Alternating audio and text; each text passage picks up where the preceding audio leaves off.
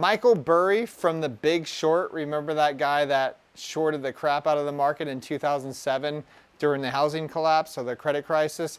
Well, he just put down some big time money on something that's probably going to scare a lot of people, but I'm going to calm you guys down, all right?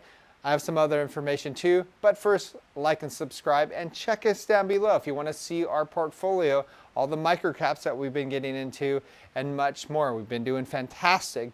Sam Bankman-Fried, he was indicted on new charges for donating $100 million in stolen customer funds to U.S. politicians. Now, he's voting with other people's money. This is how it goes, right? This is pretty much...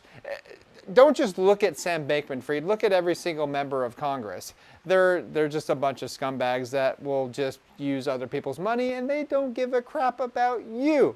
That is why you vote with your feet, money, and your time instead of a box. Okay, moving on. I don't want to get too political. Michael Burry, all right? This is pretty weird that he would put 93% of his total portfolio shorting SPY, which he put down. That's worth $886,560,000, which makes up 51.05% of his portfolio, and also QQQ, and that is making up, that's a put option, and he put in $738,840,000, making up 42.54% of his portfolio. And that equates to $1.6 billion. So what does he know that we don't know? Well, I think he's going off of the recession narrative. But keep in mind, you may think, oh my gosh, it's the end of the world. This guy's always right.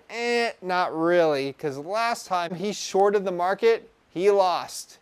And the market kept going up. I am betting against Michael Burry here.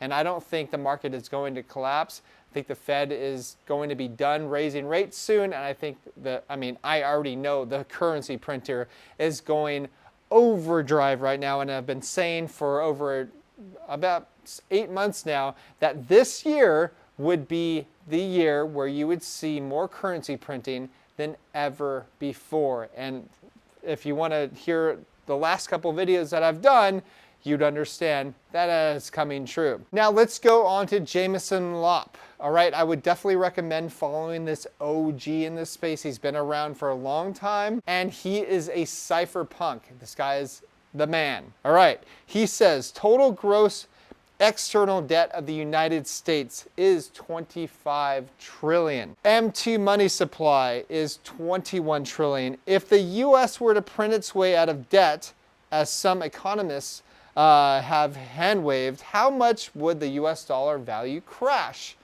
Well, this guy, Andrew Field, says correctly, all money creation has been borrowed into existence. If they just randomly print it, the dollar would be 100% worthless. So, in other words, they're going to keep printing more and more currency, and that is going to drag the value of the dollar more and more down, which means it's great for us holding Bitcoin and holding an inelastic supply, a set supply of 21 million. There's not anything really left on Earth that has a truly inelastic supply as Bitcoin, and that is why I sleep like a baby at night, and because I know I'm not going to really experience inflation through this. I'm going to actually experience deflation. Next up, we have a former SEC chief saying the SEC will not approve a spot Bitcoin ETF.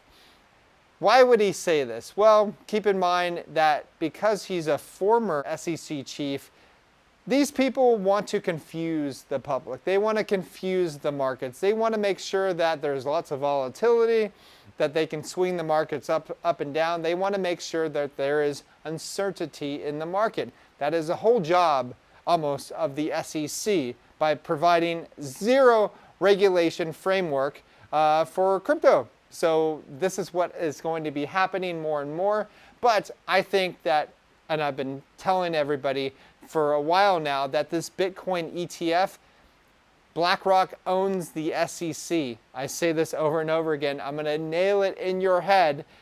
BlackRock owns the SEC, so if BlackRock wants it to pass, it will pass. And guess who else thinks it's going to pass?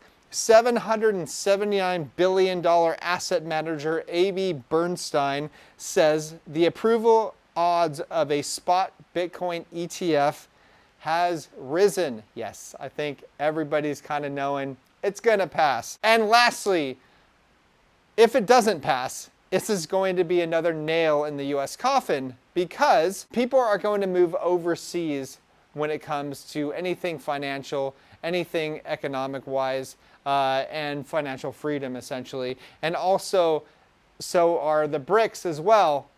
And this is really interesting. This is from the Spectator Index. India has officially made its first crude oil payment to the United Arab Emirates in Indian rupees. So BRICS is really taking this seriously, and I'd expect more countries to go ahead and trade in their own currencies as well, especially when it comes to oil, kind of bypassing the petrodollar.